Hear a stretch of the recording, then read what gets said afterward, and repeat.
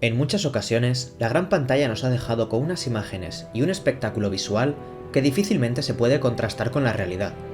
Pero en más de una ocasión, la realidad ha demostrado que no ha hecho falta recurrir a los efectos visuales para poder presenciar algunos de los espectáculos más impresionantes de nuestra historia. Algunos de los momentos más épicos de la historia del cine los podemos presenciar en sus grandiosas cargas de caballería,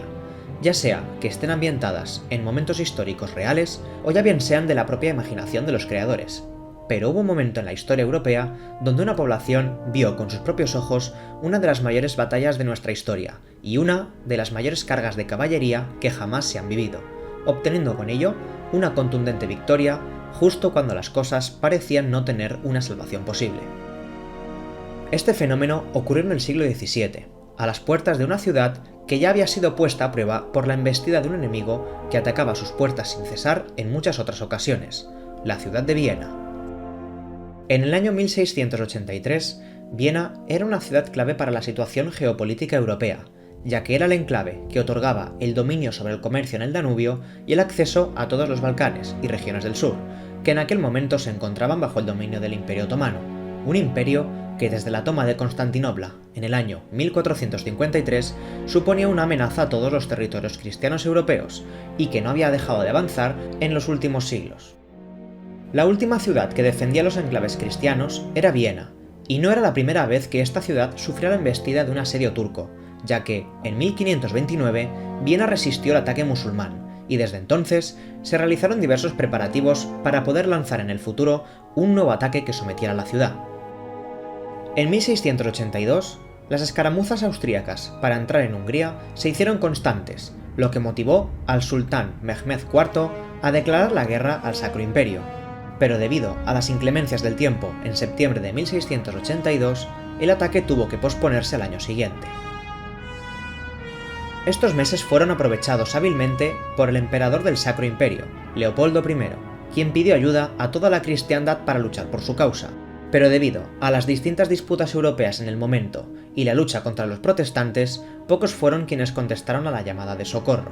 Pero la mancomunidad de Polonia y Lituania ofreció parte de su ejército para ayudar a los austríacos en su lucha contra los otomanos. Del ejército que ofrecieron los polacos destacaba su gran arma maestra y los mejores soldados que este reino contaba, los caballeros húsares alados, una división de élite montada a caballo, cuyas lanzas eran más largas que las picas de los otomanos, y cuya indumentaria estaba siempre decorada con unas grandes alas como águilas, y una gran carga de estos caballos podría destrozar las filas de cualquier ejército en una época donde las cargas de caballería estaban obsoletas por la gran cantidad de mejoras en la industria de la guerra. En marzo de 1683, las tropas otomanas comenzaron su movilización, cruzando en mayo por Belgrado, en dirección hacia Viena, con un ejército de unos 125.000 soldados turcos, que con el tiempo iría incrementándose hasta llegar a ser casi el doble, contando con las mejores piezas de artillería de la época y la ayuda del rey Luis XIV de Francia, ya que tenía intereses personales en debilitar al imperio de los Habsburgo.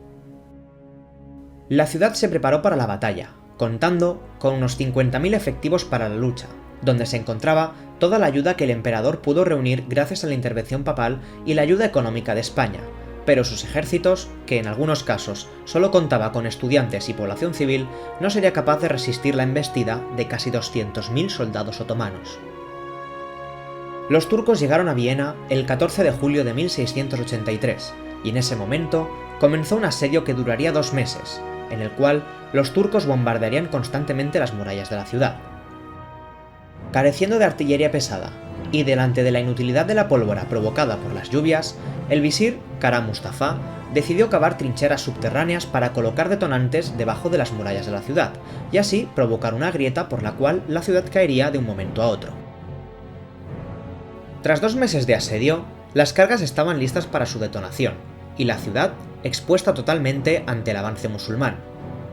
Pero en la mañana del 12 de septiembre, finalmente aparecieron en lo alto de la colina de Kahlenberg el ejército de la Mancomunidad de Polonia y Lituania, con una fuerza de 30.000 soldados, y a la vanguardia una formación de más de 3.000 caballeros húsares alados, comandados por el rey Juan III Sobieski. Mustafa nunca creyó realmente que los vieneses recibieran ayuda. no contó con la idea de situar a los jenízaros, la mayor fuerza de élite otomana, defendiendo el flanco. Por lo tanto, las fuerzas polacas descendieron de la colina y atacaron con todas sus fuerzas a los turcos en una grandiosa carga de caballería protagonizada por los caballeros húsares alados, quienes, estando en inferioridad numérica, embistieron al gran ejército musulmán, destrozándolo a su paso. La batalla de Kahlenberg fue violentísima, ya que además de contar con la fuerza de la caballería, sus lanzas estaban preparadas para hacer frente a las picas de los turcos, y además, durante su embestida, los caballeros lanzaban bombas explosivas que acabaron por desmoralizar aún más a las fuerzas turcas.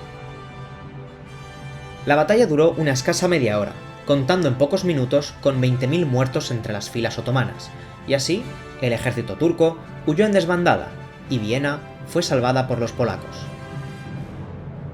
Juan III entró en la ciudad como un héroe libertador y recibido con honores, mientras a Mustafá se le ejecutó por tal deshonrosa derrota. Posteriormente, Juan III escribió una carta al Papa, en la cual aparecían las palabras Veni, Vidi, Deus vincit, es decir, vine, vi y Dios venció. La batalla de Kahlenberg no es una de las batallas más conocidas de la historia, pero su victoria fue decisiva en el transcurso de la historia europea, ya que marcó el alto de las conquistas musulmanas y el inicio de su decadencia, alejando el peligro musulmán de las tierras cristianas. Aun a pesar de no ser muy conocida, muchos escritores y directores de cine se han basado en ella para poder desarrollar sus historias, y muchos protagonistas tienen cierto parecido a los personajes históricos o se basan vagamente en ellos para desarrollar una trama. Sea como sea, el asedio de Viena marcó un antes y un después en la historia europea, y hoy podemos aún recordar esa hazaña, no solo por los libros de historia, sino también en la figura del croissant, un producto de repostería que hicieron los vieneses con forma de media luna para burlarse de la derrota turca.